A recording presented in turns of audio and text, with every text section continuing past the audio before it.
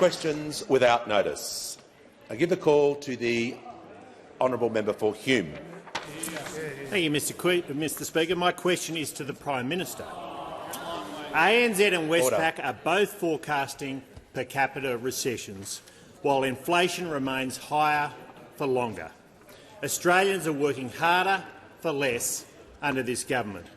When will the Prime Minister take responsibility for making things worse for Middle Australia? Give the call to the Prime Minister. Thanks, Mr. Speaker. I thank the Shadow Treasurer for his question, and the Treasurer, though, is very disappointed. He expected you're on question one. He thought this was the moment. This was the moment, and it still didn't happen. The Shadow Treasurer is up there, having been part of a government that presided over the highest quarterly inflation increase this century of 2.1%. Also decided, while that was happening, to bring down a budget that splashed money everywhere and projected, of course, a $78 billion surplus. Unlike what this government has done, which is to produce a budget under this Treasurer that projects a $4.2 billion increase. Member for Deakin. Now, the Shadow Treasurer is once again talking down the Australian economy, talking it down. Well, I'm very proud of our economic record. 465,000 reasons to be proud, Mr. Speaker. The Treasurer will cease interjecting or be warned. Most jobs created in the first year of any government in Australian history. The most jobs created by any new government in Australian history.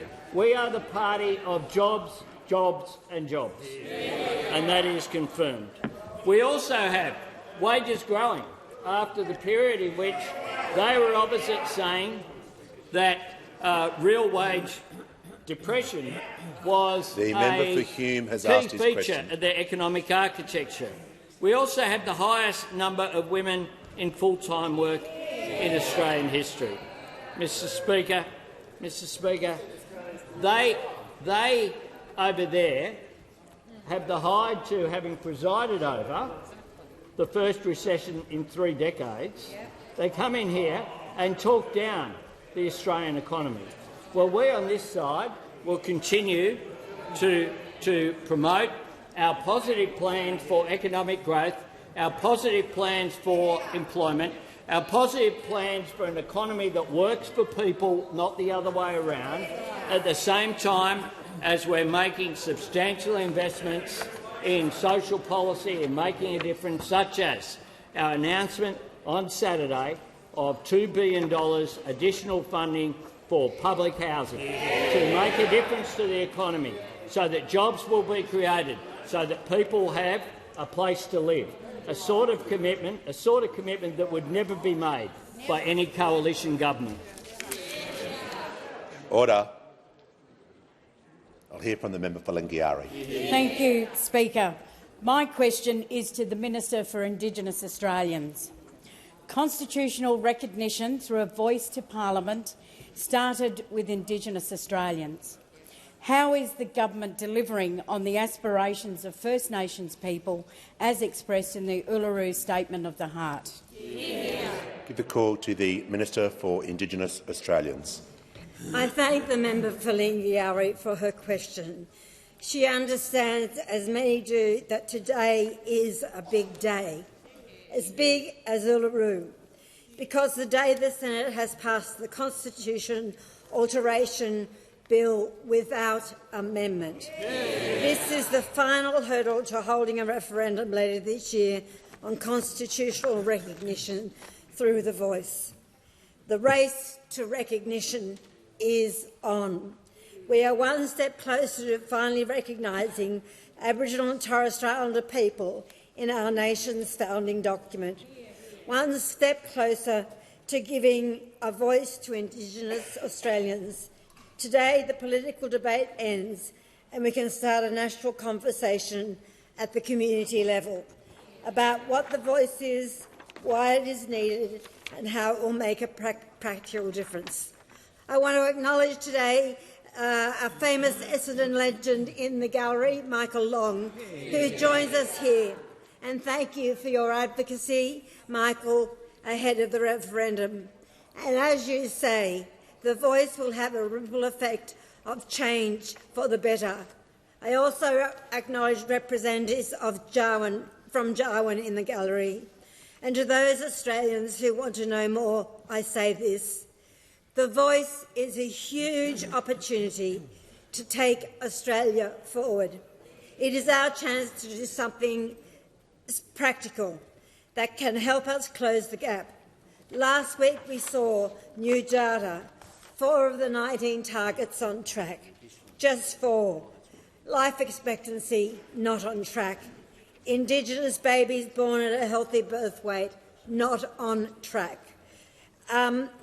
Indigenous people finishing Year 12 not on track. If we needed any more evidence that more of the same isn't good enough, this is it. We have to do things better, and that's where the Voice of Parliament can help. A resource of local knowledge. It will be chosen by Aboriginal people. It will be about health, education and housing, things that directly affect Aboriginal people. But instead of listening, we've spent years and probably billions of dollars on poor outcomes. This is a chance to change that. This is about listening and recognition. Let's fulfil the promise of the Uluru Statement from the Heart. Let's make 2023 the year of the Voice. Let's vote yes to recognition, unify this country, grow it up and make us all proud to be Australians. The call to the honourable member for Longman. Thank you, Mr Speaker. My question is to the Prime Minister.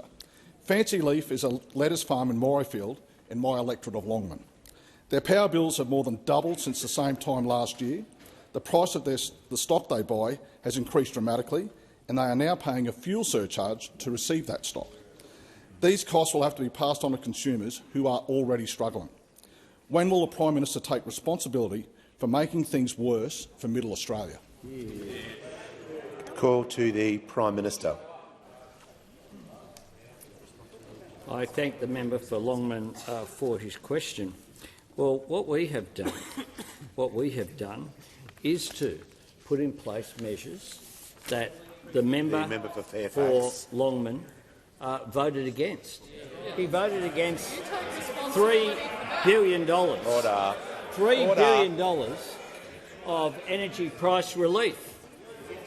And members on my left be aware as well that I got this question from another Queenslander last week, that the Queensland budget that was handed down just a week ago as well, in partnership with the work that we have done, will make an enormous difference. It will mean, literally, that for many pensioners and low-income Queenslanders, their energy bills will be zero.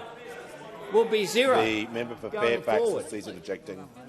Zero, as a result of action that has been taken. And that stands in stark contrast to the 22 policies announced by those opposite where they didn't land one. The fact that they took 4 gigawatts out of the system but only put 1 gigawatt in. That they left Australia with a national energy grid that was built for the last century.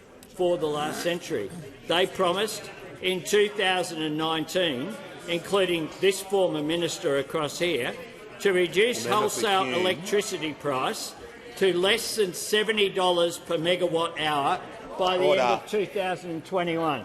That's what he promised. He promised $70. Instead, it was $286. He promised to spend $1 billion to pump an additional 3,800 megawatts of electricity into the grid, but instead he spent, guess how much? Zero. Not a single watt, let alone a kilowatt, into the system. These are the mob that masterminded a national oil reserve 14,000 kilometres away in Texas. Order. That's what they The Prime did. Minister will pause. The member for Hume, who continues to interject, will be warned. The Prime Minister has completed his answer.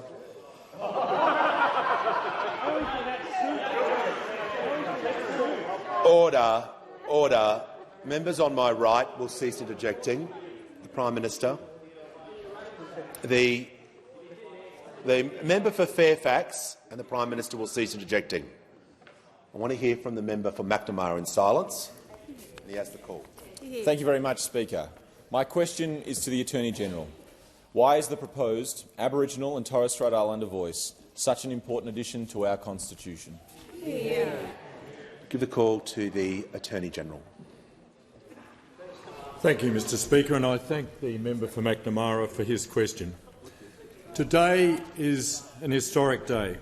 A bill to amend the Constitution has passed the Australian Parliament, and this means that later this year the Australian people will have their say on whether to recognise the First Peoples of Australia through an Aboriginal and Torres Strait Islander voice enshrined in our Constitution.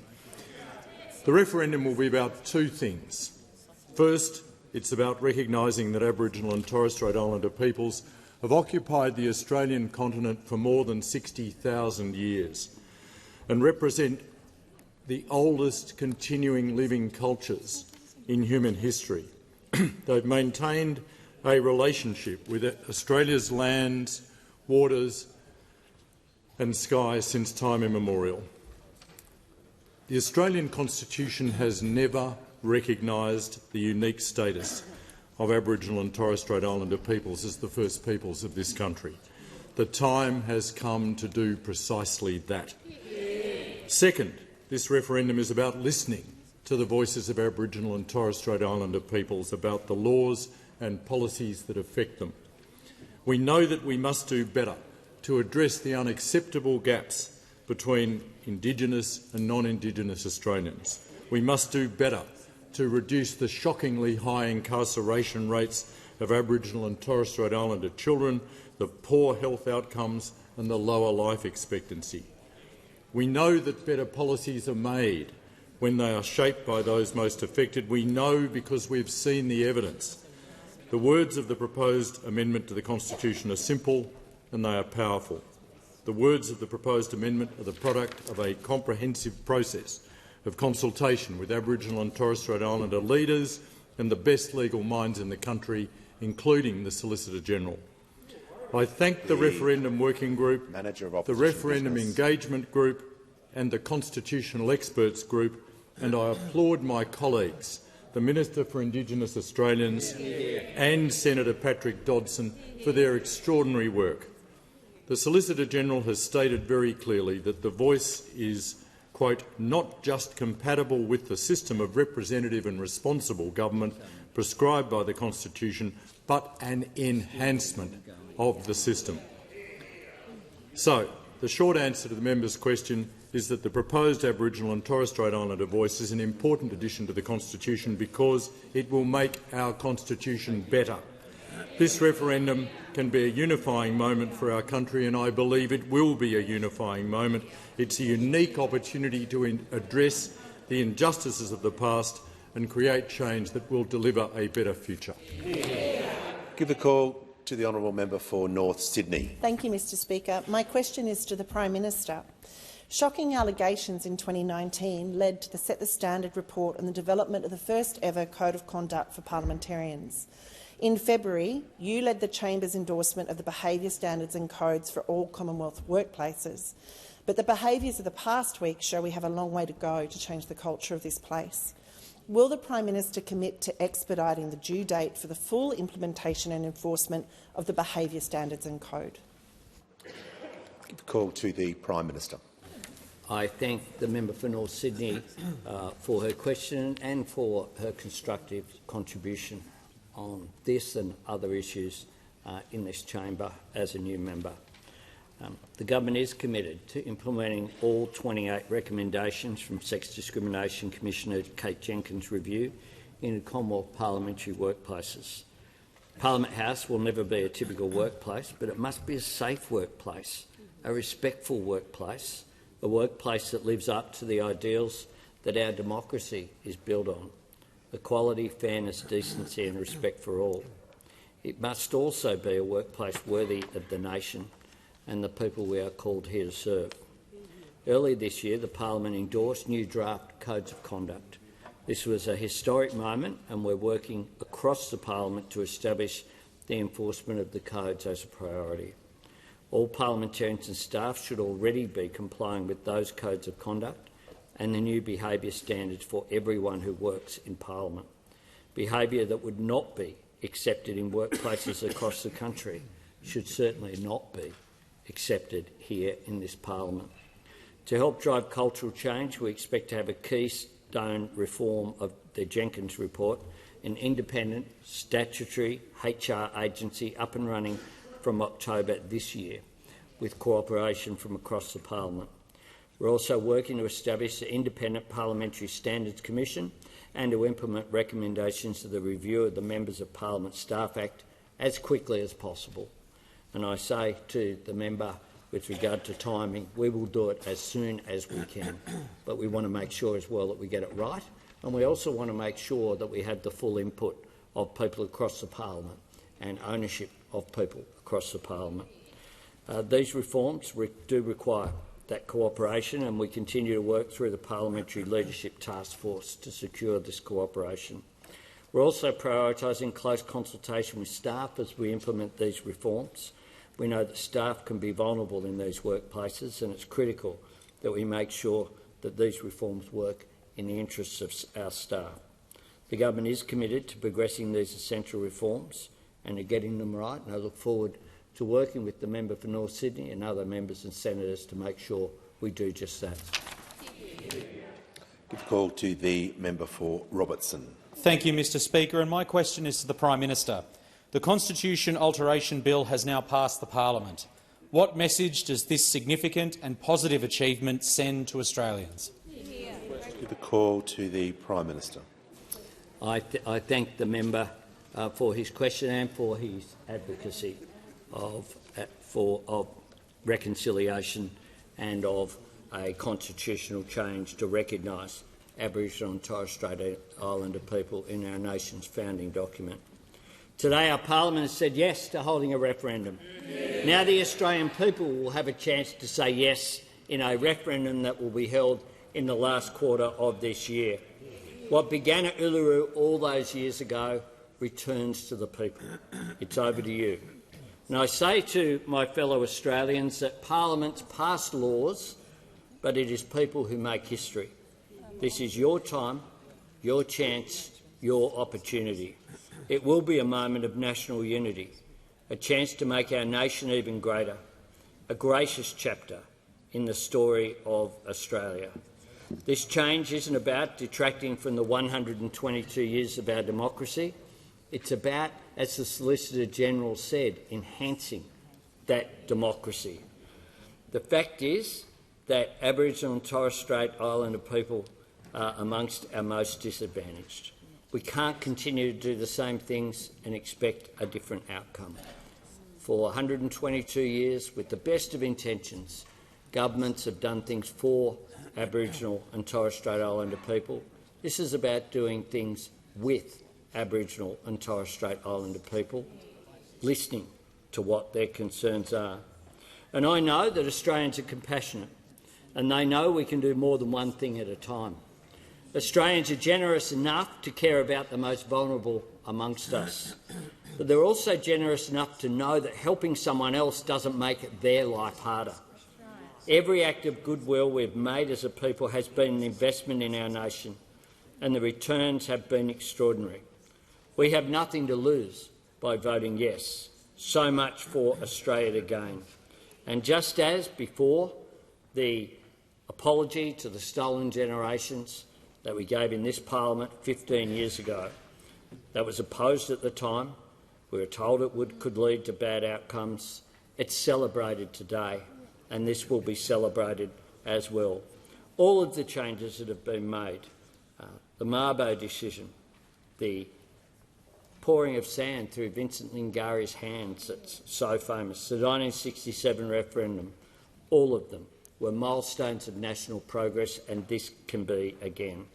A yes vote at this referendum is a chance for all of us to take the next step on the journey of reconciliation, to take it together, because that's when we're at our best, to be part of a better and more reconciled future. Yeah. Give the call to the honourable member for Riverina. My question is to the Prime Minister. Prime Minister, your own local pharmacist, Adele Tahan, who vaccinated you against COVID-19 and who you mentioned in the parliament just a few short weeks ago, has described the dispensing changes as hitting the pharmacy sector, quote, like a wrecking ball. Prime Minister, is she right? Order. The member for Boothby. The member for Barker reminded members the time is not to interject before the Prime Minister speaks. He has the call. Yeah, I thank the member for Riverina for his question. Adele Tahan is a very good pharmacist in my electorate. Her pharmacy is at Rozelle, and I regularly either get the flu vaccination or other work either there in Rozelle or at my local pharmacy in Marrickville. And we have a campaign by the Pharmacy Guild, of which Adele is the Vice President of the Pharmacy Guild. And like any union, they're entitled to advocate for their members. Like members on my left, members on my right. Order. The House will come to order. But like any other union, sometimes they don't get it right, because they're advocating. Order. They're advocating for their members, and we are in constructive discussions with them. I want to see pharmacies thrive. But I tell you who else I care about, besides the person who's the pharmacist. I care about the person who goes into the pharmacy. I care about these 6 million Australians who will benefit from cheaper medicine. That's what I care about. Because Minister for Infrastructure. the logic that says that someone who has a permanent condition, who will need a particular drug for the rest of their lives, be it for diabetes or a heart condition or other conditions, who can get a script for 60 days rather than 30 days, should pay twice as much, should go twice as often to the doctor, is quite frankly absurd. And the reason why it was recommended to the former government, in which the member served as a Deputy Prime Minister for a little while before that terrible movie that had a sequel, Barnaby Joyce 2. Order. The Prime Minister will refer to members by their correct titles. Is that you have no credibility ever arguing at this dispatch box on microeconomic reform or about efficiencies or about productivity if you argue that that's a good model. And that's why it was put forward to us. So we'll work. We'll work through. The member for Fairfax you received this advice years ago, at least 5 years ago, and didn't take it. We make no apologies for standing for cheaper medicines. Prime Minister's time has concluded. I remind the member for Fraser the member for Forrest will cease interjecting. I remind all members to use correct titles of members at all times. Give the call to the member for Macarthur. Thank you, Mr Speaker. My question is to the Minister for Health. Why is it important for the government to protect the health of vulnerable Australians against the risk of COVID-19 infection? Is the minister aware of any instances of people receiving preferential access to vaccines which may have posed a risk to public health? Order. Give the call to the Minister for Health and Aged Care. Thank you, Speaker, and I thank the member for Macarthur for his question, for his advice to this side but to the whole parliament over the last 3 or 4 years as the nation grappled with this pandemic.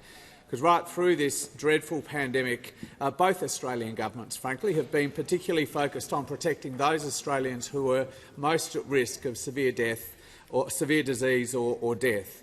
And my predecessors, Greg Hunt and his colleague Ken Wyatt, worked particularly hard at protecting First Nations communities during this pandemic, working hand in hand with those communities and organisations like NACCHO, and I pay credit to Greg and to Ken for that work. It must be said I was more critical about the former government's slowness in securing vaccine deals in the first year or two, which meant that Australia was desperately short of Pfizer doses in the middle part of 2021, just as the Delta wave was building.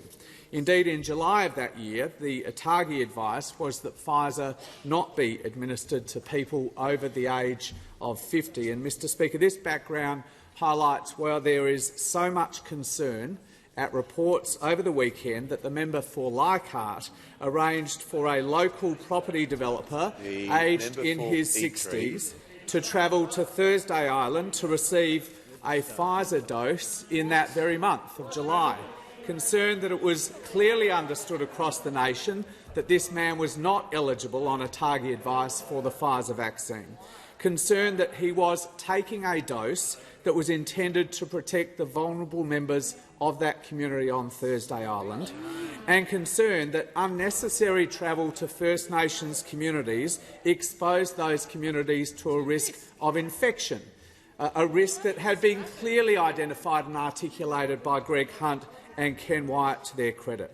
Now, the member for Leichhardt's own colleagues have reported on a large donation of $304,000 from this property developer, $4,000 of which, Mr Speaker, was apparently for just one dinner attended by just 5 people. Some dinner it must have been, Mr Speaker. And the member for Leichhardt's constituents will draw their own conclusions about those elements of this story. But the member does have very serious questions to answer, Mr Speaker, about his actions at a time when his own government was so focused on protecting the health of vulnerable First Nations communities, including Thursday Island, and when other Australians were expected to queue patiently for short-dose vaccines and not to charter a private plane to fly to a Thursday Island community to access one of theirs.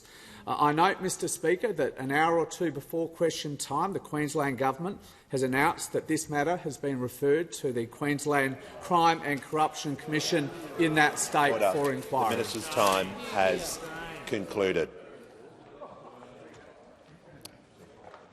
I give the call to the member for Leichhardt. To respond to that nonsense. That is, the member for Leichhardt has many opportunities in the House to make statements. This is not one of them. Give the call to the Leader of the Opposition. Thank you very much, Mr Speaker. My question is to the Prime Minister. Prime Minister, why are Australians being asked to make the biggest change to Australia's constitution in decades, creating a permanent new body without any details how it would operate? Why is the Prime Minister refusing to provide these details to the Australian people before the referendum? The Leader will resume his seat. There is far too much noise on my right. Same rules apply to both sides of the House. The Leader of the Opposition will be heard in silence, and he'll do his question again. Thank you very much, Mr Speaker. My question is to the Prime Minister. Prime Minister, why are Australians being asked to make the biggest change to Australia's constitution in decades, creating a permanent new body without any details as to how it would operate? Why is the Prime Minister refusing to provide these details to the Australian public before the referendum? The call to the Prime Minister. Thanks, Mr Speaker. The referendum is very clear. It's about two things. Order. It's about recognition of Aboriginal and Torres Strait Islander people in our constitution, and it's about listening to Aboriginal and Torres Strait Islander people on matters that affect them. The question being put forward is very clear. A proposed law to alter the constitution to recognise the First Peoples of Australia by establishing an Aboriginal and Torres Strait Islander voice. Do you approve of this proposed alteration? The then words to be put forward are very clear as well. In recognition of Aboriginal and Torres Strait Islander peoples as the First Peoples of Australia, there shall be a body to be called the Aboriginal and Torres Strait Islander voice. The Voice may make representations to the Parliament and the Executive Government of the Commonwealth on matters relating to Aboriginal and Torres Strait Islander peoples.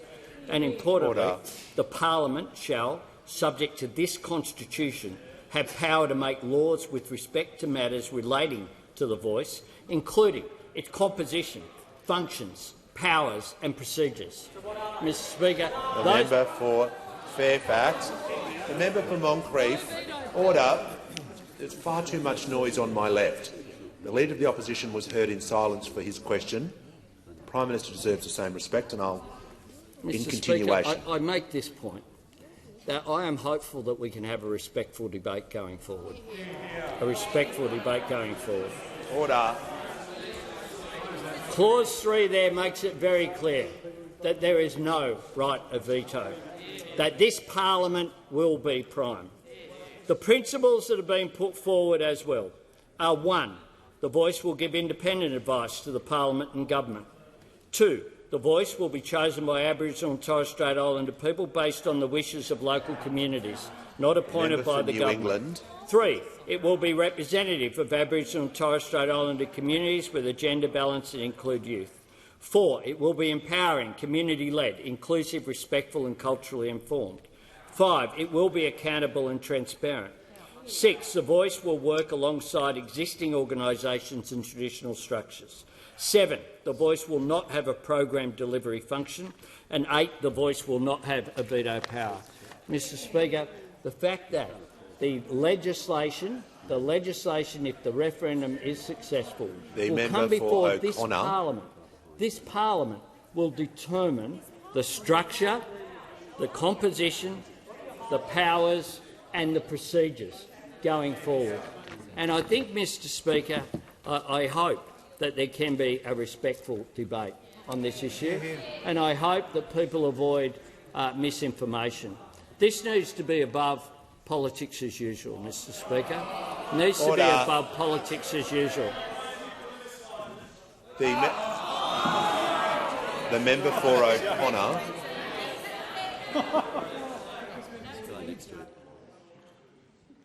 The House will come to order. Give the call to the member for Moreton.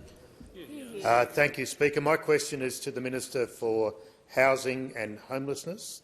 How is the Albanese Labor government working to make sure more Australians have a safe and affordable place to call home? And what is standing in the way of further progress? Order. Order. Give the call to the Minister for Housing, Homelessness and the Minister for Small Business. Thank you, Mr Speaker. And I do want to thank the member for Moreton for his question. And I know that he, like all of us on this side of the House and the Tills over here, actually want more Australians to be in a safe, affordable place to call home. And indeed, what we announced on the weekend was a further addition to our ambitious housing agenda, Mr Speaker, where we announced a $2 billion social housing accelerator plan. And I'm pleased to tell the member for Moreton that that means $398 million for his home state of Queensland in additional funding. I'm also pleased to tell the member for Moreton that we want to deliver that money within the next 2 weeks, and we want it expended or contracted by the governments within 2 years, Mr Speaker, because we know how critical it is that we get more homes on the ground as quickly as we can. And of course, this is a broad part of our housing agenda. So just this financial year, our government is investing $9.5 billion in this year for social and affordable housing and homelessness services. $9.5 billion. We are taking the housing challenges seriously, Mr Speaker. Unfortunately, Mr Speaker, I can't say the same for some of the other people in this place. Unfortunately, and actually really distressingly today, what we saw in the Senate was quite dismaying for those Australians who are trying to get a safe, affordable place to call home. What we saw was the Liberal Party and the Greens team up to essentially delay and block funding for social and affordable housing. That's what we saw. And this is really tragic for those Australians who are languishing on waiting lists, for those Australians who do want to find somewhere to call home. This is really deeply distressing for all of those Australians who have been relying on this funding to get more homes on the ground, and for those Australians who need somewhere to live today. Can I tell the House, when you talk about delays to this fund, what we're talking about is for every 6-month delay, $250 million. We're talking about every day delay past 1 July is $1.3 million a day that we are not spending on social and affordable housing for Australians that need it today, because those two teamed up against very important legislation, Mr Speaker. And I say to those Australians who are doing it tough out there, we do have a broad housing agenda and we are getting on with the job. And you did see that on the weekend with our significant announcement, and of course when we announced our $575 million last year with our housing accord, with our changes in the last budget. This government is being very serious about getting more homes on the ground and getting more Australians into a safe, affordable homes. It's a shame we can't say that about some of the people in this place. Give the call to the Honourable the Deputy Leader of the Opposition. My question is to the Minister for Indigenous Australians. Minister, what areas of public policy will not be within the scope of The Voice? Order. The Leader of the Opposition will cease interjecting. The House will come to order. The Minister for Indigenous Australians has the call. Can I thank the member opposite for her question and say that if she listened more carefully to the debate, she wouldn't have to answer that question. In relation to the role of The Voice, we have been extraordinarily clear, and we have listened to the aspirations of First Nations Australians through an engagement group, through a working group, through many discussions on the ground in local communities, as well as the expert legal group. I have spoken at length with my colleagues and spoken at length with many people in this House. The answer to the question is that it is stated time and time again that The Voice will concern itself with issues that directly affect First Nations people. And what I find absolutely appalling by that question, what I find absolutely appalling is that you are throwing red herrings. At 3:45, there was a question in the Senate on Saturday morning, something about how will The Voice affect the Link Road in Melbourne, and that came from Senator Cash. I don't think The Voice will have time to worry about the Link Road in Melbourne. Give the call. Order. Members on my left.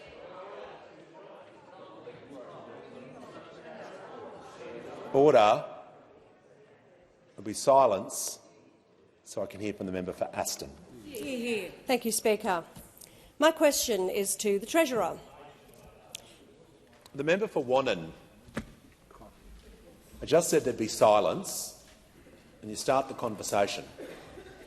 When I say silence, that means no talking. Clowns on the front bench.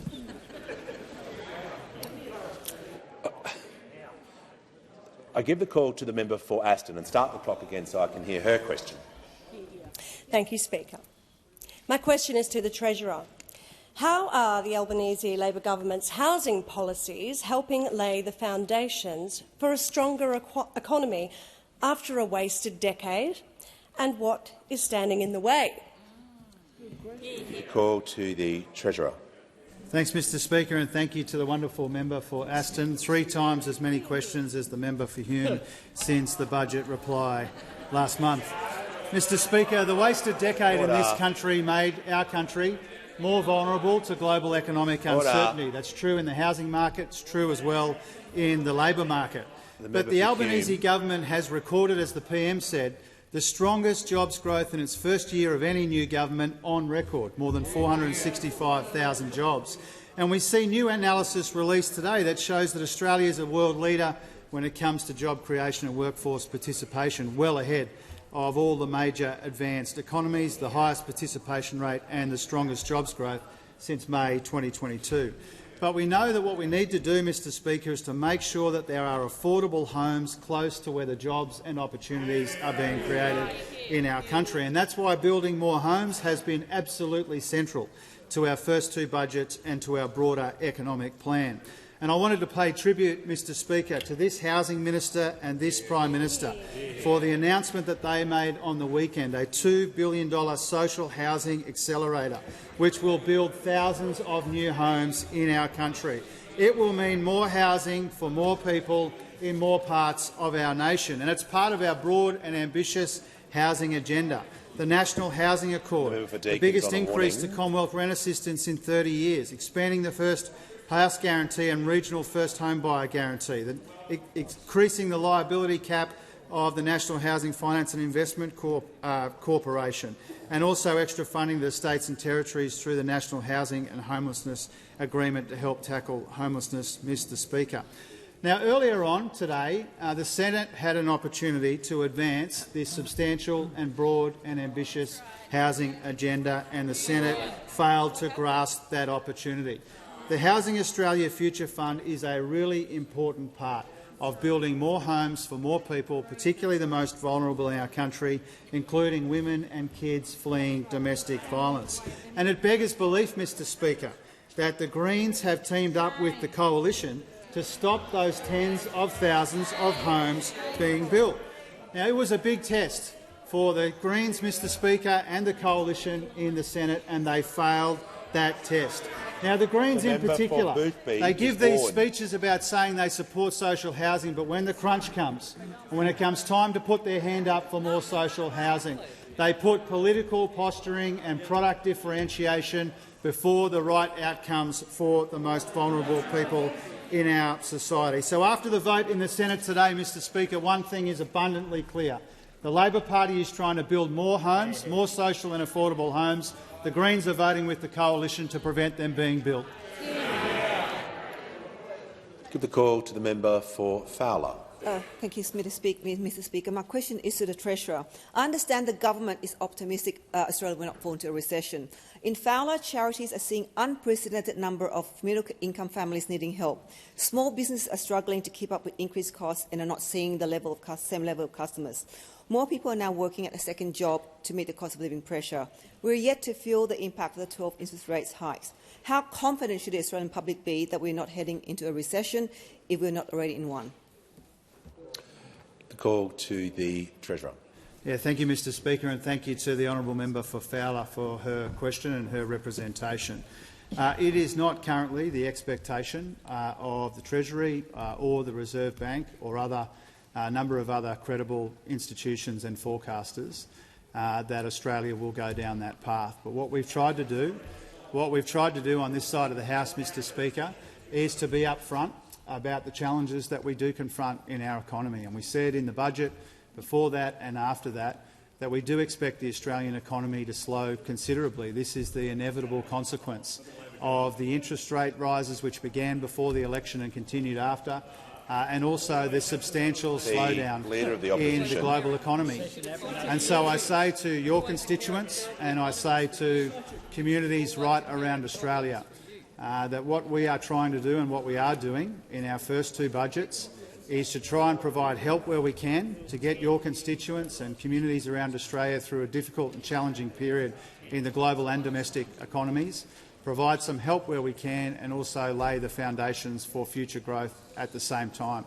Now, one of the ways that we do that is to make sure that we get the budget in much better nick so that we can afford to help people and so that we can invest, whether it's in energy or technology or skills and capacities of our people, to invest meaningfully in the future so that we can weather the storm which is coming at us from around the world at the same time as we lay the foundations for a better future and a stronger economy as well. Now, one of the reasons that we're able to do that, Mr Speaker, which would be completely unrecognisable to those opposite, is we've worked out over two budgets how do we try and get genuine value for money from these investments. And that means winding back on the waste and rorts which defined their economic mismanagement on that side of the House for too long. One of the big reasons why we had this wasted decade in our economy and why one of the reasons why we inherited $1 trillion of debt with nowhere near enough to show for it. It's why we inherited deficits as far as the eye can see, and it's why even after a decade of those in office from those opposite, there were so many economic challenges for us to address. We accept responsibility for addressing the challenges in the economy. We're upfront about what's coming at us from around the world but being felt around the kitchen tables of Fowler and in communities right around the country. And we are prepared to work with anyone in this place who shares our objectives, which is to get people through a difficult patch at the same time as we invest in the future. Give the call to the member for Newcastle. Thank you, Speaker. And my question is to the Prime Minister. What is the Albanese Labor government doing to address the need for more affordable and social housing, and what is getting in the way?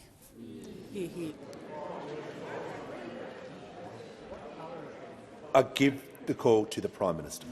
I thank the member for Newcastle for her question, and as she knows, the Labor government that I lead believes that every Australian deserves the security, stability and dignity of a roof over their head. It's important. It's important. I know it because I've lived it. And on Saturday I was proud to announce our new $2 billion social housing accelerator, funding to be delivered to states and territories within 2 weeks, funding that we're able to do because we had a responsible budget going forward that has created this space. It builds on what we've been doing so far: a national housing accord, increased funding for social and affordable rental housing, $2 billion in financing for social and affordable rental homes through the NIFIC, largest rent assistance increase in 30 years, and of course our Housing Australia Future Fund, which failed to pass today because of an unholy alliance between the Coalition and the Greens. The new coalition, Mr Speaker, the new coalition. Now, we expect the Liberals to oppose public housing because they've never ever supported it. But what we had over there, with the Greens teaming up with them, is working to block public housing. Well, let me say this. This isn't student politics. What happens here affects the country. And instead of hyperventilating like a debating team, you need to bring people together to get things done. Those in that corner, Mr Speaker, they deal in protests, we deal in progress. They see issues to campaign on, we see challenges to act on. They want to build their profile, we want to build more homes. Building a brand doesn't put a roof over anyone's head, Mr Speaker. Families can't take shelter under a petition. Order. When you want work done, call for the Labor Party, Mr Speaker, because we don't stop working on things because the Greens have cold feet. We're not waiting around for them, promising the world, delivering nothing. This is what it means to lead, to govern. We keep working till we find a solution, bringing people together on a plan that works. That's what we've done. That's what we'll continue to do, because we know that this issue is too important to wait. Give the call to the Manager of Opposition Business. My question is to the Minister for Indigenous Australians, and I refer to her previous answer. When asked what matters would not be within the remit of the Voice, she said, quotes, "The Voice will concern itself with issues that directly affect First Nations people." Close quotes. Minister, which policies do not directly affect First Nations people? Order. The Minister for the Environment. Members on my left. Order. The member for Moncrieff. We heard the manager read his question in silence.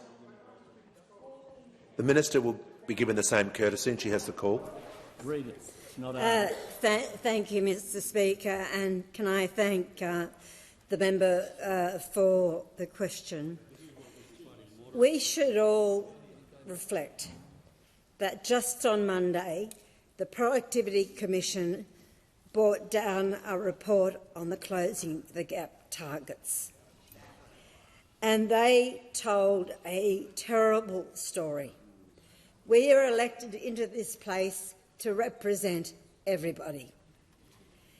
And to do that is also to understand these statistics.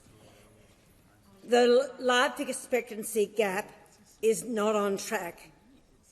It is not okay that my life expectancy is 8 years shorter than the deputy. It's not okay.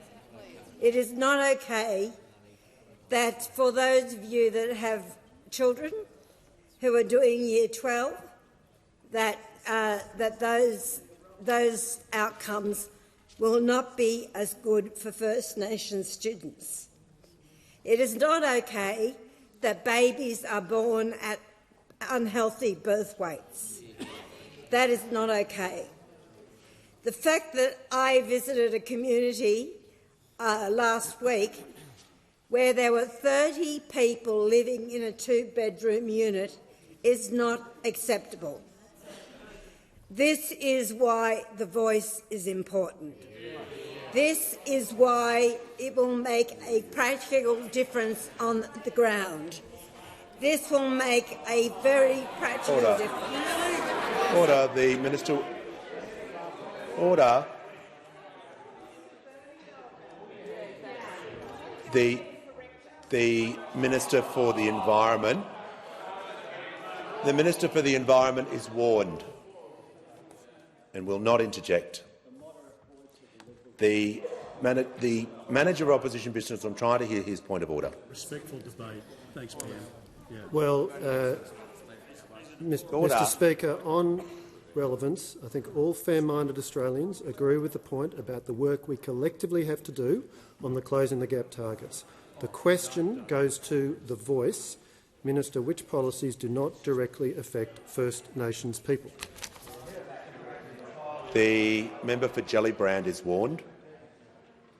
I'll hear from the Leader of the House. On 2 points of order, Mr. Speaker. One, on the relevance rule, what matters is whether or not it's relevant to the terms of the question. That's what standing orders say, and I'd put that it is. Secondly, and I didn't want to interrupt while the minister was speaking, but I get that when a minister, and some of us do it, I'm guilty of it, deliberately inflame the place, people will interject back. The constant interjections, in particular from the member for New England. Order. Order. Interjections are always disorderly. But it is also the case. It's what you're doing now. Order. I know you get angry a lot, but it's what you're doing now. Mr. Speaker, when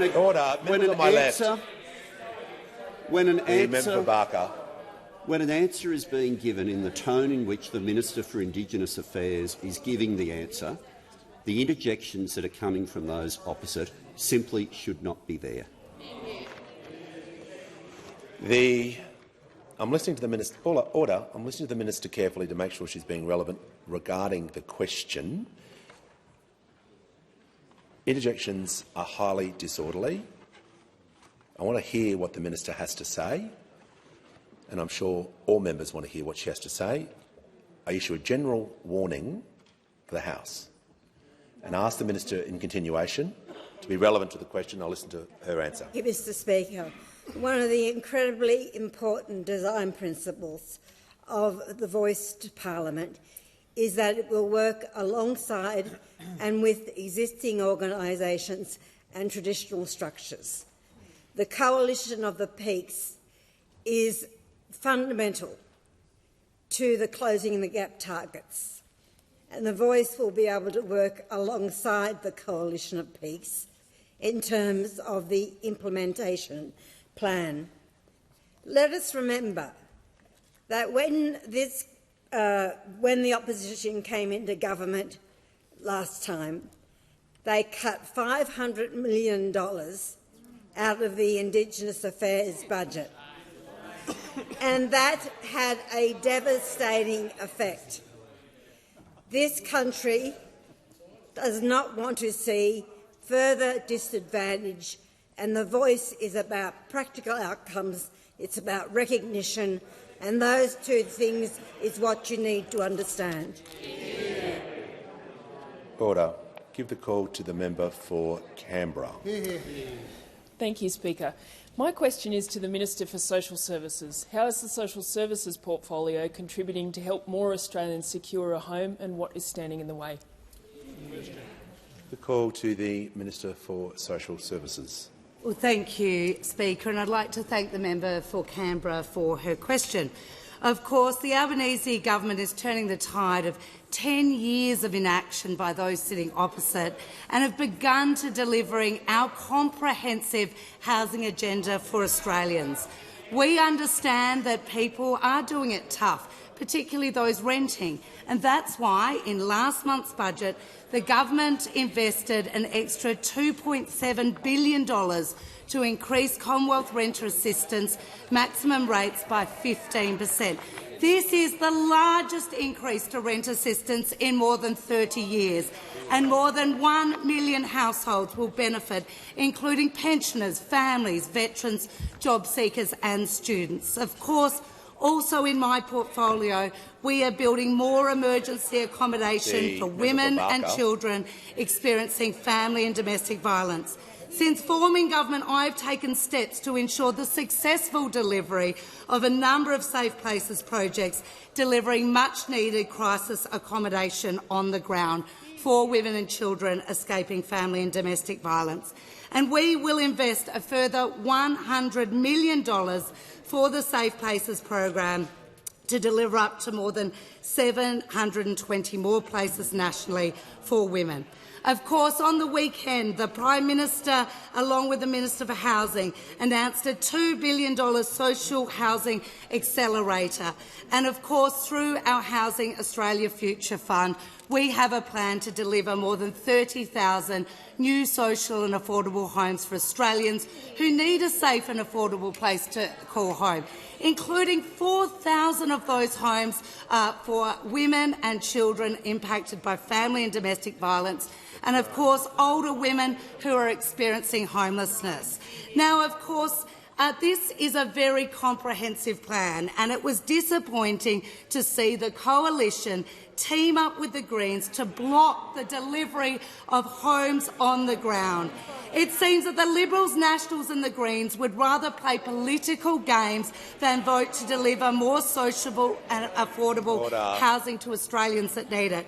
Because voting to delay the Housing Australia Future Fund is standing in the way of delivering more housing stock for Australians that want safe and affordable place to call home. I need to reinforce it is only Labor that has a plan to boost Commonwealth rent assistance, to deliver emergency accommodation for women and children escaping domestic violence, and to build more social and affordable housing. Now it is time for all of those parties opposing this to either get on board or get out of the way, because Australians need housing now and they voted for a government to deliver. The member for Petrie is warned. Order. Members on my left will cease interjecting. The House will come to order so I can hear from the member for Griffith. Question to the Prime Minister. Millions of renters are in crisis and many are one rent increase away from eviction. The Greens have asked you for months to make an immediate investment from the budget in public housing and work with the states and territories to impose national limits on rent increases. And until this weekend you have refused. Prime Minister, now that you have caved in and put $2 billion on the table to get the Labor premiers to shift on housing, will you now show the same leadership and work with National Cabinet to make unlimited rent increases illegal? Order. The Leader of the Greens will resume his seat. I'll take action on this. Order. I could not hear a word the member for Griffith was saying. His question will be heard in silence, like everyone else's. If anyone, whoever's laughing, if that's the Minister for Resources, she can cease interjecting as well, or be warned. So I want to be clear. The rules apply equally to everyone in this House. The member for Griffith will ask his question in silence. If anyone interjects, they'll leave the chamber immediately. Give the call to the member for Griffith. Thanks, Mr. Speaker. And if only they showed as much passion for renters. Order. Millions of renters. Resume your seat. Resume your seat. The member for Griffith was shown the respect of the House. He will show the respect to the House as well. He will ask his question and begin it now. Question to the Prime Minister. Millions of renters are in crisis and many are one rent increase away from eviction. The Greens have asked you for months to make an immediate investment from the budget in public housing and work with the states and territories to impose national limits on rent increases, and until this weekend you have refused. Prime Minister, now that you have caved in and put $2 billion on the table to get the Labor premiers to shift on housing, will you now show leadership and work with National Cabinet to make unlimited rent increases illegal? Give the call to the Prime Minister. I thank the member for his question. And it's a pity that the Greens political party have chosen to make themselves irrelevant to the debate. Because by refusing to participate, just like the coalition do, on these issues, they can take no responsibility for anything that this government does. Because we will not be held back by a coalition of the Liberal Party and the Greens political party saying no to public housing. And what we have done is work with states and territories on the issue of housing supply. Because, yes, I understand that renters are doing it tough. Yes, I want to do things about that. Yes, that's why we have a renters' rights agreement we're working with states and territories through. But what we are not doing is destroying supply while we do it. Because the key to fixing housing is supply. And if we did what those opposite want us to do, there would be less supply of housing going forward. And that is what they don't seem to comprehend. The fact is that those opposite have prioritised protesting, they've prioritised building up a profile, they've prioritised politics rather than prioritising building public housing, which is why they voted against in the Senate to block the bill by deferring it. And I say this, at least those opposite in the Liberal Party don't pretend. They would have the guts to vote against public housing. I say to the Greens, in deferring this legislation yet again, they should have had the guts, as I said to the Leader of the Greens this morning, at least have the guts to vote against it, to say that you're against 30,000 additional social housing units, including housing for women and children escaping domestic violence, including housing for veterans, including housing for those in Indigenous communities. There are a range of things open to the government to do on policy-wise that we don't need a Senate which has decided to block everything. We'll take up those options. We certainly did on Saturday in announcing $2 billion of public going forward. In return for that, of course, the states and territories have agreed on planning reform. They want new zoning.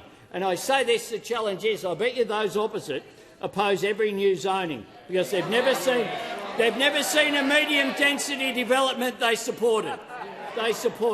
In my area, the Inner West Council, they voted against every affordable housing development that has occurred. So don't come in here and say you care about public housing. Just vote.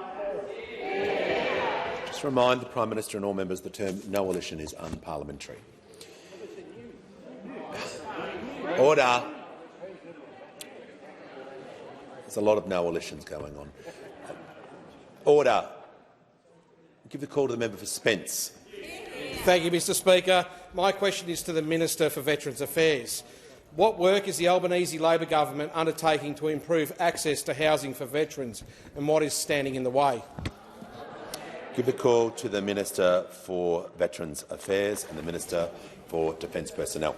Thank you, Speaker. And I thank the member for Spence for his question, because it was a pleasure to join him in launching the next stage of delivering on a Veterans and Families Hub in his electorate to service the northern suburbs of Adelaide. And the member for Spence has been engaging with his veterans community. He did consultations, and as part of those consultations, he discovered that veterans would like to see greater assistance in being able to access housing and homelessness supports. Now, South Australia is blessed to have the Andrew Russell Veteran Living Centre, so having a hub in the northern suburbs of Adelaide will facilitate better access to veterans' housing. But not everybody is so fortunate.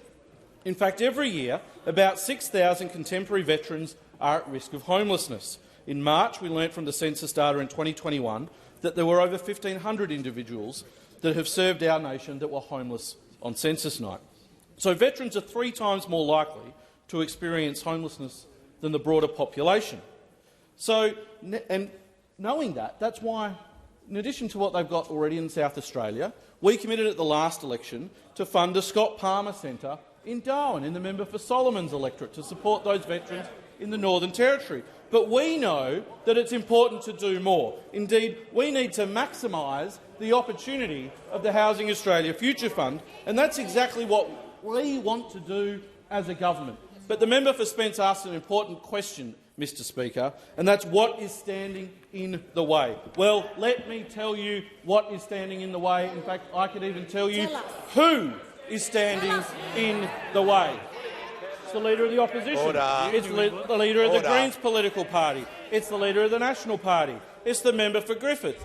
It is those members of the Nationals, Liberal Party and Greens in the Senate are personally standing in the way of allowing us to invest $10 billion in a Housing Australia Future Fund to enable us to spend $30 million on housing to support our homeless veterans and services to support veterans that are at risk of homelessness. The Leave No Veteran Behind report of last month said doing nothing is just not an option. In fact, the Liberal Veteran State Minister said in Tasmania, the Tasmanian government welcomes the commitment of the Australian government to housing our vulnerable veterans. RSL Australia, the time for action is now. I even know that Liberal Senator O'Sullivan in Western Australia met with the RAFA Association there, the RAAF Association, who want to also bring on housing supports for our veterans, Speaker. But they can't access any funding for that because the Liberals, the National Party and the Greens are politicising this issue. They are politicising a fund and standing in the way of supporting veterans that are homeless. This is on your heads. The minister's time has concluded. Give the call to the Honourable Deputy Leader of the Opposition. My question again is to the Minister for Indigenous Australians, and I refer to her previous responses. Minister, what areas of public policy will not be within the scope of the Voice? The Minister for Indigenous Australians has the call. Thank you, Mr Speaker. The question, I think, is repetitious. However, let me read out something that I think is very much worth reading to this parliament. And I say to everyone that people are of goodwill and of generosity are going to be campaigning in the referendum. And this is something that was provided to me earlier today, and I'd like to read it into Hansard. Today is an historic day with the constitutional alteration bill passing the parliament. Later this year, Australians will be able to vote at a referendum and complete our constitution. A successful yes vote will recognise Aboriginal and Torres Strait Islander Australians in the constitution and create a voice to help close the gap. Despite being one of the most successful... The Minister will continue. Despite being one of the most successful nations in the world, on too many measures, our Indigenous brothers and sisters are not sharing the same outcomes as other Australians. The life expectancy of an Aboriginal Australian is 8 years below that of other Australians. The unemployment rate for Indigenous Australians is estimated to be about 9 times higher than fellow Australians. 1 in 5 Indigenous households are living in accommodation that does not meet an acceptable standard. The suicide rate for Indigenous Australians is almost 2.5 times of other Australians. Young Indigenous males are more likely to end up in jail than attending university. By writing yes, we can help change this. The Voice is a practical change that will help local, regional communities across Australia. We'll pause. The Deputy Leader of the Opposition on point of order. Mr Speaker, the point of order is on relevance, and with the greatest respect to the Minister articulating the challenges this country faces in closing the gap. With greatest respect, Minister, the question was straightforward. Millions of Australians would like you to answer it. Can the Minister please answer the question? And, Mr Speaker, can you please bring the Minister to order? Order. The Minister will continue and make sure her answer is relevant to the question. Thank you, Mr Speaker. I believe my answer is very relevant. By writing yes, we can help change this. The Voice is a practical change that will help local and regional communities across Australia. I will be supporting the yes case because it's a safe constitutional change and it will make a meaningful difference to the lives of Aboriginal and Torres Strait Islander Australians. Over the months ahead, I am looking forward to being part of a movement of Australians from all political backgrounds and playing a part in the campaign. Thank you to the member for Berowra for providing me with your press release. It was very much appreciated.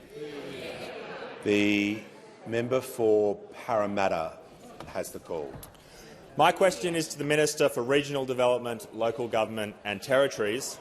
Last week, the Albanese Labor government fulfilled an election commitment that saw local governments across Australia come back to the table after 10 years. What foundations has this laid for the future of local government across the country? Give the call. The member for Bowman. Give the call to the Minister for Regional Development, Local Government and Territories. Thank you, Mr Speaker. And I want to thank the member for his question, a very important question. And I want to acknowledge the new Lord Mayor of Parramatta, Samir Padley, who I sat next to, the first Lord Mayor of subcontinent descent in our country. Last week, the Albanese government delivered on an important commitment for the local government sector by bringing back the Australian Council of Local Government to Canberra for the first time in a decade, an election commitment that we delivered on this government's promise to bring local government back to the table, an election commitment that brought together 650 local government representatives from every corner of Australia, from the Torres Strait to King Island, from Kununurra to Whyalla. Such is our commitment to listening to, learning from those who know their communities best, which is local government.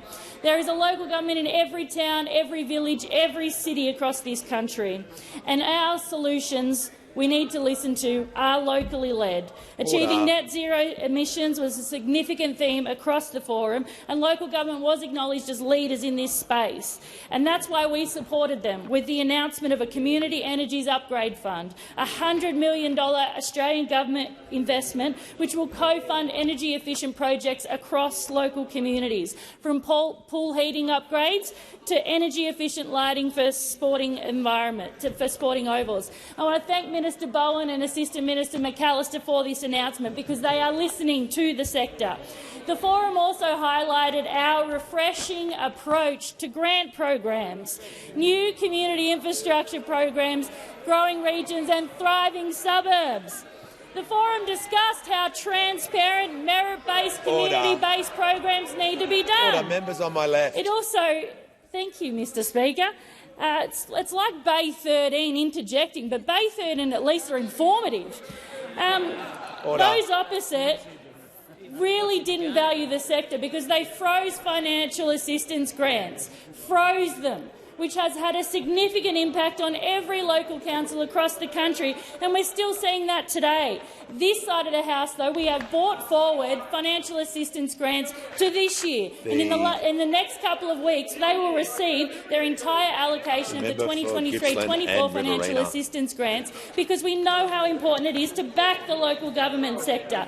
We're listening to local communities through local councils. We are committed to building strong partnerships with our local governments to improve service delivery, to capitalise on our strengths and to help them tackle the big issues that are affecting their community. The clear message from local councils across the country was how refreshing it was that they now have a Prime Minister and a government that values their voice, that wants to work with them, that's committed to the sector Australia and will be there for them day in, day out. The call to the Prime Minister. On that fine and positive note from the Minister for Local Government, I congratulate her on the convening of the Australian Council of Local Government last week, and I thank all of the mayors and shire presidents who I met with. There were 560 of them. If you wish me to really stay there here for all of them, I'm up to it as long as someone gives me the list. So I thank them for their participation in the forum. And on that note, I ask that further questions be placed on the notice paper. The member for Leichhardt has indicated he is seeking the call. Order. That is correct. Thank you, Mr. Speaker. And I would raise some concerns in relation to a contribution by... Just a moment. Does the member claim to be misrepresented? It's grievously, Mr. Speaker. Well, that's fine. You may proceed. Okay.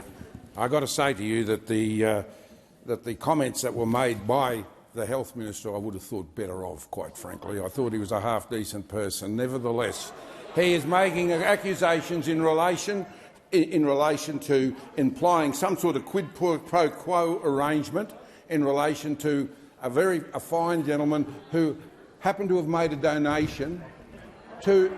No, let's get there. He also, I might add, made a donation of $650,000 to the Queensland Health to help them prepare for COVID, because the then Minister Bailey had failed to do it. He made another $80,000 from other equipment there, and even $6,000 for donation to feed the Queensland Health staff. Now, he was approached by a representative from the Torres Shire of Torres Health to see whether or not he would also be interested in making a donation of an MRI machine to Torres Strait Hospital, Thursday Island Hospital. That is the reason why he approached me and wanted to know about protocols in travelling up to the Torres Strait, because he was invited up there to actually consider making a donation like that $700,000 he'd done at Cairns. I think the members. He mentioned to me that he was interested. He was wanting to get the. I think it was the Moderna. I rang the hospital and asked them if it was available. They said yes, and I said, "What is the protocols?" They said, "If you present, we've got plenty of it. In fact, we've got quite a bit that's going out of date." All right. And if he wants to present himself up here, the member has explained where. No, I haven't. Sorry, Mr. Speaker. Well, because he did travel up there. And he spent an hour there looking at what was required. The member has explained where he's misrepresented. No wonder this place is looking as bad as it Order, is. Resume your seat. Resume your seat. Yeah. If the member wishes to make further statements, there are other avenues for him in the House to do so. Order. I present the Auditor General's Performance Order Report number 39 of 2022-23, entitled Implementation of the Government's Response to the Black Economy Task Force, Australian Taxation Office, Department of Home Affairs, Department of the Treasury, and call the Minister for Health with papers. Thank you, Mr. Speaker. Mr. Speaker, these documents are tabled in accordance with the list circulated to the honourable members earlier today. Full details of the documents will be recorded in the votes and proceedings. I have received a message from His Excellency the Governor-General notifying assent to the Home Affairs Bill